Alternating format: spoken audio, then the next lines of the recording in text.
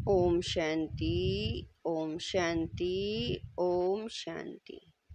11-10-23 प्रातः मुरली। ओम शांति। बाप दादा मधुबन। मीठे बच्चे, यह पढ़ाई बहुत सस्ती और सहज है। पद का आधार गरीबी व साहूकारी पर नहीं, पढ़ाई पर है। इसीलिए पढ़ाई पर पूरा ध्यान दो। प्रश्न है, ज्ञानी तू आत्मा का पहला लक्षण कौन सा है? उत्तर है, वह सभी के साथ अति मीठा व्यवहार करेंगे। किसी से दोस्ती, किसी से दुश्मनी रखना, यह ज्ञानी तू आत्मा का लक्षण नहीं। बाप की श्रीमत है, बच्चे अति मीठा बनो, प्रैक्टिस करो। मैं आत्मा इस शरीर को चला रही हूँ, अब मुझे घर जाना है। गीत है, तू प्यार का सागर है, तेरी एक बूंद के प्यासे हम। ओम शांति। बच्चों ने किसकी महिमा सुनी? निराकार बेहद के बाप की। वह ज्ञान का सागर ऊंचे ते ऊंच है। उनको ही ऊंचे ते ऊंच बाप कहा जाता है। परम शिक्षक अर्थात ज्ञान का सागर भी कहा जाता है। अभी तुम समझते हो, यह महिमा हमारे बाप की है, जिस द्वारा हम बच्चों की भी वही अवस्था होनी है। वह बड़े ते बड़ा बाप है, कोई साधु सन्यासी तो नहीं है। यह तो बेहद का बाप निराकार परम पिता परमात्मा है। तुम बच्चों की बुद्धि में है कि यह हमारा बेहद का माता पिता पति आदि सब है। फिर भी वह नशा स्थायी नहीं रहता, घड़ी घड़ी बच्चों को भूल जाता है। यह तो ऊंचे ते ऊंच और अति मीठे ते मीठा बाप है, जिसको सभी आधा कल्प याद करते हैं। लक्ष्मी नारायण को इतना याद नहीं करेंगे। भक्तों का भगवान एक ही निराकार है, उनको ही सब याद करते हैं। भले कोई लक्ष्मी नारायण को, कोई गणेश आदि को मानने वाले होंगे, फिर भी मुख से हे भगवान शब्द ही निकलेगा। हे परमात्मा अक्षर जरूर सबके मुख से निकलता है। आत्मा उनको याद करती है। जिस्मानी भक्त जिस्मानी चीज को याद करते हैं, तो भी आत्मा इतनी पिताव्रता है जो अपने बाप को जरूर याद करती है। दुख में झट आवाज निकलता है, हे परमात्मा। यह जरूर समझते हैं कि वह परमात्मा निराकार है, परंतु उनका महत्व नहीं जानते। अभी तुम महत्व को जानते हो कि वह तो अब हमारे सम्मुख आए हैं। वह है स्वर्ग का रचयिता, हमको सम्मुख पढ़ा रहे हैं। यह एक ही पढ़ाई है। वह जिस्मानी पढ़ाई तो भिन्न भिन्न प्रकार की होती है। कोई का मन पढ़ाई में नहीं लगता है तो छोड़ भी देते हैं। यहाँ इस पढ़ाई में पैसे आदि की दरकार, बाबा कह रहे हैं, यहाँ इस पढ़ाई में पैसे आदि की कोई बात नहीं। वह गवर्नमेंट भी गरीबों को फ्री पढ़ाती है। यहाँ तो यह है ही मुफ्त में पढ़ाई, फीस कुछ भी नहीं। बाप को गरीब निवाज कहा जाता है, गरीब ही पढ़ते हैं। यह है बहुत सहज और सस्ती पढ़ाई। मनुष्य अपने को इंश्योर भी करते हैं। यहाँ भी तुम इंश्योर करते हो, कहते हो बाबा आप हमें स्वर्ग में 21 जन्मों का एवजा देना। भक्ति मार्ग में ऐसे नहीं कहते कि हे परमपिता परमात्मा, हमको 21 जन्मों के लिए वर्षा दो। यह तुम अभी जानते हो। हम डायरेक्ट अपने को इंश्योर करते हैं। यह तो हमेशा कहते हैं फल देने वाला ईश्वर है। सबको ईश्वर ही देते हैं, भले कोई भी साधु संत अथवा रिद्धि सिद्धि वाला हो, देने वाला सबको ईश्वर है। आत्मा कहेगी देने वाला ईश्वर है। दान पुण्य आदि करते हैं, फिर भी उसका फल देने वाला ईश्वर ही है।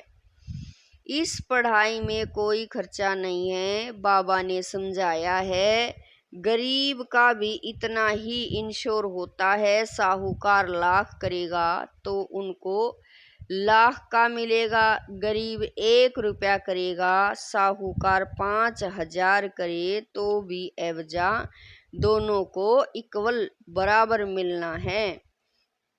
गरीबों के लिए बहुत सहज है, कोई फीस नहीं लगती। गरीब अथवा साहूकार दोनों बाप से वर्षा पाने के हकदार हैं। सारा मदार पढ़ाई पर है। गरीब अच्छा पढ़ते हैं तो उनका पद साहूकार से भी ऊंचा हो जाता है। पढ़ाई ही कमाई है, बड़ी सस्ती और सहज पढ़ाई है। सिर्फ इस मनुष्य सृष्टि जाड़ के आदि मध्य अंत को जानना है, जिसको कोई भी मनुष्य मात्र जानता नहीं है। त्रिकालदर्शी कोई हो नहीं सकता। सब कह देते बेअंत है।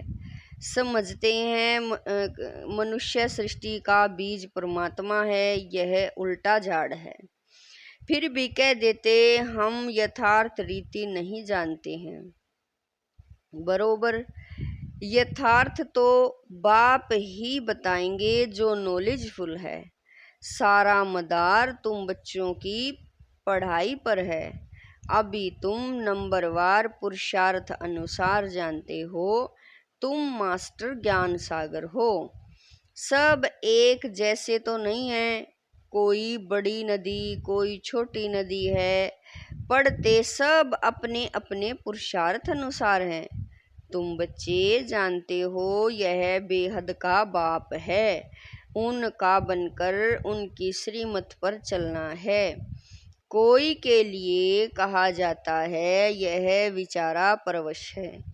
माया के वश हो उल्टी मत चलाते हैं। श्रीमत भगवान वाच है ना, जिससे श्रेष्ठ ते श्रेष्ठ देवी देवता बनना है। जब पहले निश्चय हो जाए तब फिर शिव बाबा से मिलना है। बाबा समझ जाते हैं इनको यथार्थ निश्चय नहीं है। आत्माओं का बाप एक है, यह तो बाबा कह रहे हैं यह तो समझते हैं, परंतु वह इनमें आकर वर्षा दे रहा है। यह निश्चय बैठना बड़ा मुश्किल है। जब यह बुद्धि में बैठे और लिख कर दें तब बाबा के पास लिखत ले आनी चाहिए। समझेंगे यह तो बरोबर ठीक है। इतना समय जो समझते आए सो रोंग है। ईश्वर सर्वव्यापी नहीं है, वह तो बेहद का बाप है। बरोबर भारत को कल्प कल्प संगम पर बेहद के बाप द्वारा वर्षा मिलता है। संगम पर और इसी समय ही मिलना, बाबा कह रहे हैं संगम पर और इसी समय ही मिला था, अब फिर मिल रहा है। यह लिखना है। बरोबर बाप संगम पर ही आते हैं। आकर बी के द्वारा सर्ग की रचना रचते हैं। जब लिख कर दें तब उस पर समझा सकेंगे। तुम किसके पास आए हो, क्या लेने आए हो। ईश्वर का रूप तो निराकार है। ईश्वर का रूप न जानने कारण ब्रह्म तत्व कह देते हैं। बच्चों को समझाया है वह तो बिंदी है। यह बात और किसी की बुद्धि में नहीं बैठेगी कि परमात्मा एक बिंदी है। आत्मा के लिए कहते हैं चमकता है सितारा भुरकुटी के बीच में, वह छोटी सी चीज है। तो विचार करना है पार्टधारी कौन है। इतनी छोटी आत्मा में कितना विनाशी पार्ट नूंदा हुआ है।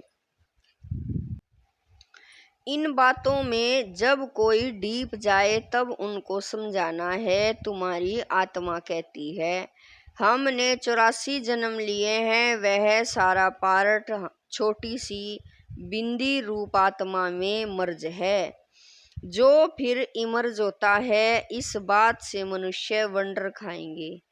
यह बात तो कोई समझते नहीं। 84 जन्म हमारे रिपीट होते हैं। यह बना बनाया ड्रामा है। आत्मा में कैसे पार्ट नूंदा हुआ है, सुनकर मनुष्य वंडर खाएंगे।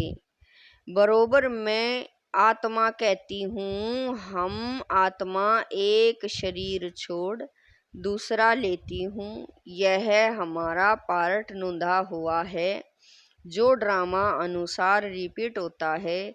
यह बातें कमजोर बुद्धि वाले कभी धारण कर न सके। यह सिमरण करना है। हम 84 जन्म ले पार्ट बजाता हूँ, शरीर धारण करता हूँ। जब यह सिमरण चलता रहे तब कहीं यह पूरा त्रिकालदर्शी है और दूसरे को भी त्रिकालदर्शी बनाने का पुरुषार्थ कर रहे हैं। समझाने की भी बच्चों में हिम्मत चाहिए। अंधों की लाठी बन नींद से सुजाग करना है। जाग सजनिया, अब नई दुनिया स्थापन होती है, पुरानी दुनिया का विनाश हो रहा है। तुमने त्रिमूर्ति ब्रह्मा विष्णु शंकर नाम नहीं सुना है। ब्रह्मा द्वारा स्थापना होती है। यह सब ब्रह्मा कुमार कुमारियां हैं ना, अकेले ब्रह्मा तो नहीं करेंगे। प्रजापिता के साथ जरूर ब्रह्मा कुमार कुमारियां होंगे। इनका बाप भी जरूर होगा, जो इनको सिखलाने वाला है। इन ब्रह्मा को तो ज्ञान सागर नहीं कहेंगे। ब्रह्मा के हाथ में शास्त्र दिखाते हैं, परंतु परमपिता परमात्मा इनमें आकर इन द्वारा सभी वेद शास्त्रों का सार बताते हैं। ब्रह्मा शास्त्रों का सार नहीं सुनाते। वह कहाँ से सीखे? उनका कोई भी बाप व गुरु होगा ना। प्रजापिता तो जरूर मनुष्य होगा और यहाँ ही होगा। वह ठहरा प्रजा को रचने वाला। उनको क्रिएटर, ज्ञान सागर, नॉलेजफुल नहीं कह सकते। ज्ञान सागर परमपिता परमात्मा ही है। वह आकर प्रजापिता ब्रह्मा द्वारा पढ़ाते हैं। इसको ज्ञान का कलश कहा जाता है। यह सारा मदार धारणा पर है। इंश्योर करो न करो यह तुम्हारे ऊपर है। बाबा तो बहुत अच्छी रीति इंश्योर करते हैं। इंश्योर मैग्नेट है। भक्ति मार्ग में भी तो ज्ञान मार्ग में भी बाप को सब आत्माएं भक्ति मार्ग में याद करती हैं कि बाबा आकर हमको दुख से छुड़ाओ। बाप वर्षा देंगे, या तो शांति धाम या तो सुख धाम भेज देंगे। जिनको शांति का वर्षा मिलना है तो कल्प कल्प वही शांति का वर्षा लेंगे। तुम अब पुरुषार्थ कर रहे हो सुख का वर्षा लेने के लिए। इसमें पढ़ना है और फिर पढ़ाना है। जैसे बाप मीठे ते मीठा है, वैसे उनकी रचना भी मीठी से मीठी है। स्वर्ग कितना मीठा है। स्वर्ग नाम तो सब मुख से लेते रहते हैं। कोई भी मरता है तो कहते हैं स्वर्गवासी हुआ, तो जरूर नरक में था, अब स्वर्ग में गया। जाता नहीं है तो भी कहते हैं तुमको लिखना चाहिए, जरूर हेल में था ना, यह हेल है। फिर उनको यहाँ मंगाने की, खिलाने की क्यों कोशिश करते हैं? पितृ बुलाते हैं ना, आत्मा को बुलाना यह है पितृ को बुलाना। तुम फिर सभी पितरों के बाप को बुलाते हो। सभी आत्माओं का बाप बैठ तुमको पढ़ाते हैं। तुम कितनी गुप्त सेना हो शिव शक्तियाँ, शिव तो निराकार है ना, तुम शक्तियाँ हो उनके बच्चे। शक्ति आत्मा में आती है, मनुष्य जिस्मानी शक्ति दिखलाते हैं, तुम रूहानी शक्ति दिखलाते हो। तुम्हारा है योग बल, योग रखने से तुम्हारी आत्मा पवित्र होती है। आत्मा में जो हराता है, तुम्हारे में मम्मा की ज्ञान तलवार सबसे तीखी है। यह कोई स्थूल कटारी व तलवार की बात नहीं है। आत्मा को समझ है कि मेरे में ज्ञान शंख ध्वनि करने की अच्छी ताकत है। हम शंख ध्वनि कर सकते हैं। कोई कहते हैं मैं शंख ध्वनि नहीं कर सकती हूँ। बाप कहते हैं ज्ञान की शंख ध्वनि करने वाले मुझे अति प्रिय हैं। मेरा परिचय भी ज्ञान से देंगे ना। बेहद के बाप को याद करो, यह भी ज्ञान दिया ना। बाप को याद करना है, इसमें मुख से कुछ बोलना नहीं है, अंदर में समझना है। बाप हमको नॉलेज दे रहे हैं। बाप कहते हैं तुमको वापिस चलना है, मुझे याद करो तो विक्रम विनाश होंगे। भगवान वाच मन मना भव, तो जरूर वह निराकार होगा ना। साकार कैसे कहेंगे मुझे याद करो, निराकार ही कहते हैं। हे आत्माएं मुझे याद करो, मैं तुम्हारा बाप हूँ। मुझे याद करेंगे तो अंतमति सोगति हो जाएगी। तुम आत्माएं इस शरीर द्वारा कहती हो कि जीव की आत्मा अपने बाप को याद करो।